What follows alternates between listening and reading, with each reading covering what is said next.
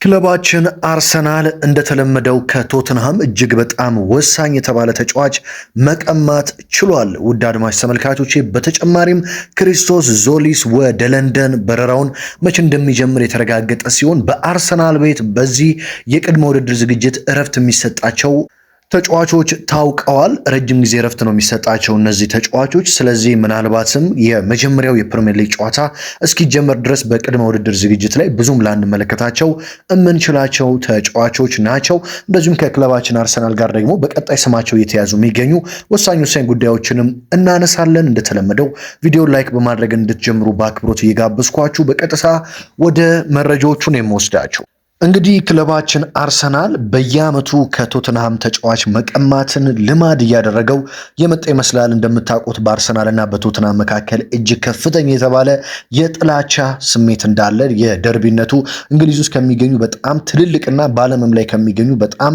የሚጠላሉ ደርቢዎች መካከል የአርሰናልና የቶተንሃም በቀዳሚዎቹ ተርታ እንደሚቀመጥ የሚታወቅ ነው። ባለፈው ዓመት ቶተንሃሞች እንግዲህ ኤብሪቼ ኢዜን ከክሪስታል ፓላስ ለማስፈረም ከጫፍ ደርሰው አርሰናልና በተለይ አሰልጣኝ ሚኬል አርቴታ አንድ ጊዜ ብቻ ነው ለኤብሪቼ ኢዜ የደወሉለት። ወዲያው እንደደወሉለትም ኤብሪቼ ኢዜ ከቶተንሃም ጋር የነበረውን ነገር ሁሉ ትቼዋለሁ በማለት ወደ ክለባችን አርሰናል መምጣቱ የሚታወቅ ነው።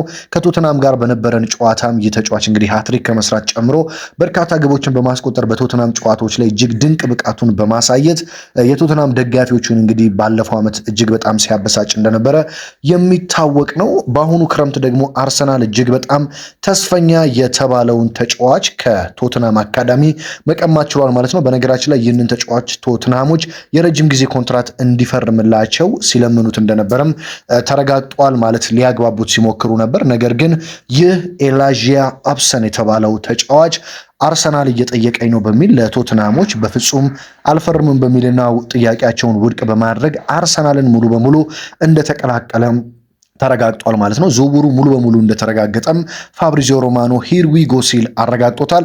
ይህ ተጫዋች 18 ዓመቱ ነው። የሚጫወትበት ቦታ ደግሞ የመሃል ተከላካይ ነው። እነ ዊሊያም ሳሊባ እና ጋብሪኤል ማጋሌሽ በሚጫወቱበት ስፍራ ማለት ነው። በዚህ ዓመት ለዋናው ቡድን ይጫወታል ወይ የሚለውን ጥያቄ ካነሳችሁልኝ በዚህ የውድድር ዓመት ለዋናው ክለብ የተወሰኑ ግልጋሎቶችን ይሰጣል ተብሎ ቢጠበቅም በዋነኝነት ግን በአካዳሚያችን ያሳልፋል ተብሎ ነው የሚጠበቀው።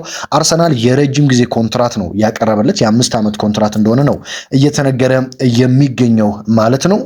ታዲያ በዚህም እንግዲህ ቶተንሃሞች ገና ካሁኑ ከፍተኛ ብስጭታቸውን እየገለጹ ይገኛሉ። የቶተንሃም ደጋፊዎች በተለይ ወደፊት በቶተንሃም ቤት ከፍተኛ ውጤታማ ይሆናል ብለው ሲጠብቁት የነበረ ተጫዋች ነው። እነሱን እምቢ ብሎ ወደ ክለባችን መምጣቱ ከፍተኛ ቁጭትን በቶተንሃም ቤት እንዳሳደረም እየተሰማ ይገኛል።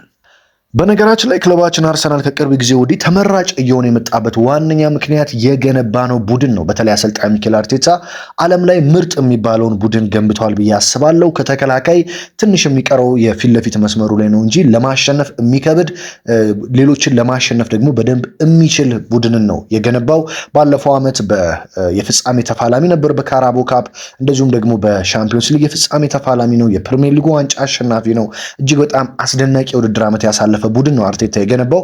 ይህንን እያዩ ተጫዋቾች ታዲያ ለአርሰናል መጫወት ፍላጎታቸው በከፍተኛ ሁኔታ እንዲጨምር አድርጎታል። ለዚህም ነው አርሰናል ተጫዋቾችን ፈልጎ ከጠየቀ እንደማያጣ እየተነገረ የሚገኘው። ራሱ ክለባችን ወይ አልከፍልም ወይ ገንዘቡ ተወዷል ካላለ በቀር እከፍላለሁ፣ ይህንን ተጫዋች እወስዳለሁ ካለ ያ ተጫዋች ለአርሰናል ለመፈረም ትልቅ ፍላጎት ይኖረዋል። ይህም አርቴታ በክለባችን የገነባው ትልቅ ብራንድ ነው ማለት ነው። በዚህ እጅግ በጣም የአርሰናል ደጋፊዎች ልትኮሩ ይገባል። በቀጣይ እንግዲህ ቅድመ ውድድር ዝግጅታችን ከነገ ወዲያ ሰኞ ሲጀመር የረጅም ጊዜ እረፍት የሚሰጣቸው ተጫዋቾች ታውቀዋል። እንደሚታወቀው በዓለም ዋንጫው በጣም ረጅም ጊዜ የተጓዙ በጣም ረጅም ደቂቃ የተጫወቱ ረጅም ደቂቃ ባይጫወቱም ከጉዳት ገና እያገገሙ ያሉና የጉዳት ስጋት ያለባቸው የክለባችን ተጫዋቾች ቢያንስ የ4 ሳምንት እረፍት እንደሚሰጣቸውና ፕሪሚየር ሊጉ ሊጀምር 5 ወይም 6 ወይም ደግሞ 1 ሳምንት ሲቀረው ወደ ክለባችን እንደሚቀላቀሉ ይጠበቃል። የመጀመሪያው ተጫዋች ዴክላን ራይስ እንደሆነ ተረጋግጧል ማለት ነው።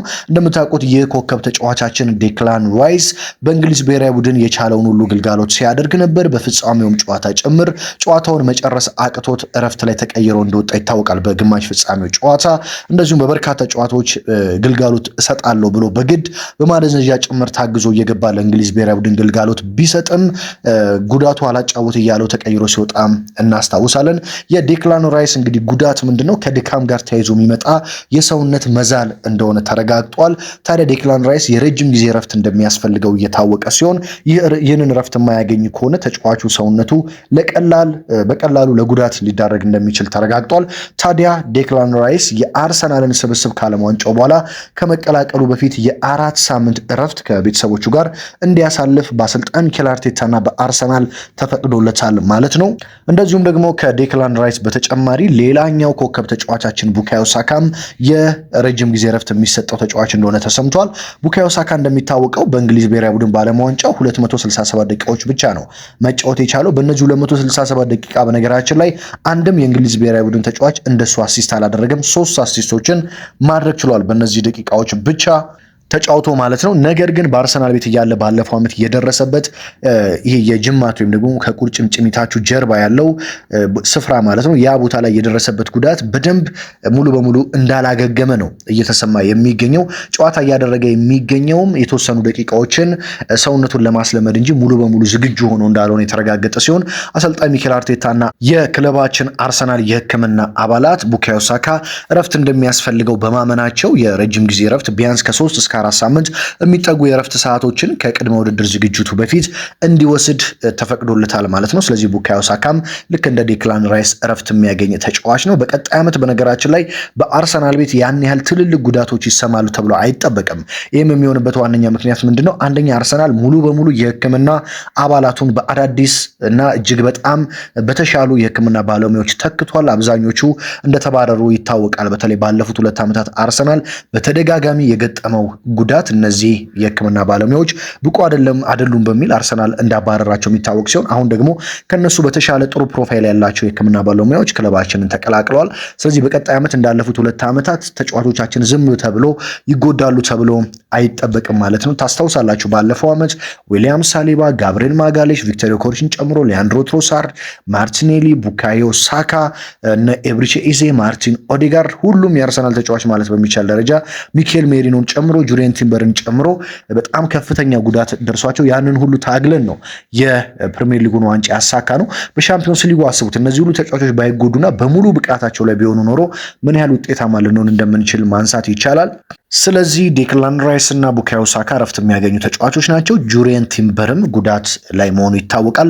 እሱም ከጉዳቱ እስኪያገግም እንደዚሁም እስኪመለስ ድረስ በደንብ እረፍት የሚሰጠው ተጫዋች እንደሆነ ተረጋግጧል። በተለይ ጁሪየን ቲምበር ምርጥ ተጫዋች ነው፣ ምንም ጥርጥር የለውም። የክለባችን ወሳኝ ተጫዋች እንደሆነ ይታወቃል።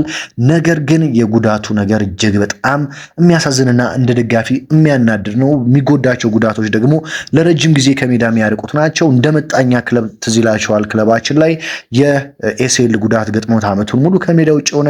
ከዛ በኋላ ከተመለሰ በኋላ ባለፈው ዓመት የብሽሽት ጉዳት ገጥሞት ወደ 3 ወር አካባቢ ከሜዳ ራቀ። ገና ተመለሰ ተብሎ ደግሞ የኔዘርላንድ ብሔራዊ ቡድን ሄዶ በዓለም ዋንጫው ሲያገለግል ገና ልምምድ ላይ ያለ በጣም የሚያስጠላ ጉዳት ገጥሞት ከዓለም ዋንጫው ሙሉ በሙሉ ውጪ ሆነ። ስለዚህ የጁሪየን ቲምበርም እረፍት ማግኘት ግዴታ ነው። ስለዚህ እነዚህ 3 ተጫዋቾች በዋነኝነት እረፍት የሚሰጣቸው ተጫዋቾች ሲሆኑ እንደ ማርቲን ዙሜንዲ እንደ ዴቪድ ራያ ያሉ በስፔን ብሔራዊ ቡድን ያሉ ተጫዋቾች በቶሎ ወደ ክለባችን ተመልሰው የቅድመ ውድድር ዝግጅት ያደርጋሉ ተብሎ ይጠበቃል። ያው በስፔን ብሔራዊ ቡድን ከሚኬል ሜሪኖ ውጪ ዙሜንዲ እንደዚሁም ደግሞ ዴቪድ ራያ ያን ያህል ግልጋሎት እየሰጡ እንዳልሆነ የሚታወቅ ስለሆነ ማለት ነው። በሌሎች የዝውውር መረጃዎች በነገው ዕለት ክሪስቶስ ዞሊስ ወደ ለንደን በረራውን በማድረግ በክለባችን አርሰናል የሕክምና ምርመራውን እንደሚያጠናቀቅ ተረጋግጧል። ክሪስቶስ ዞሊስ ነገ ለንደን ያርፋል፣ ሰሜን ለንደን ማለት ነው። አርሰናልም የሕክምና ምርመራውን አድርጎ ውሉን እንግዲህ በይፋ ያስፈርመዋል። ያንን ፊርማም ካኖረ በኋላ ሰኞ የቅድመ ውድድር ዝግጅቱን ለማድረግ ክለባችን አርሰናልን በመቀላቀል ወደ ስፔን የሚደረገውን በረራ ይቀላቀላል። በስፔንም ከአርሰናል ጋር የቅድመ ውድድር ዝግጅቱን ክሪስቶስ ዞሊስ ይጀምራል ማለት ነው። እንግዲህ ክለባችን አርሰናልን በተመለከቱ ያሉት የዝውውር እንደዚሁም ደግሞ የእረፍት የሚሰጣቸው ተጫዋቾች ጉዳይ ስለ ጉዳትም የተወሰኑትን አንስተናል። ይህንን ይመስላሉ ዛሬ ያሉ ወሳኝ ትኩስና አጫጭር የመረጃ ጉዳዮች ማለት ነው። እንግዲህ እንደተለመደው ወደ እናንተ በአማረ መልኩ በየቀኑ እንደዚህ አይነት መረጃዎች ይደርሳሉ። በዋናውም ቻናል በዚህኛውም ቻናል ቤተሰብ የሆናችሁ ፋሚሊዎች ከልብ ላመሰግናችሁ እወዳለሁ። ሰብስክራይብ ያላደረጋችሁም ሰብስክራይብ በማድረግ የመድፉ አርሰናልን መረጃዎች በየቀኑ ማግኘት ትችላላችሁ። በሌላ ወሳኝ መረጃና በሌላ ወሳኝ ጥንክር እስከምንገናኝ ድረስ በያላችሁበት ሰላም ተመኘሁላችሁ።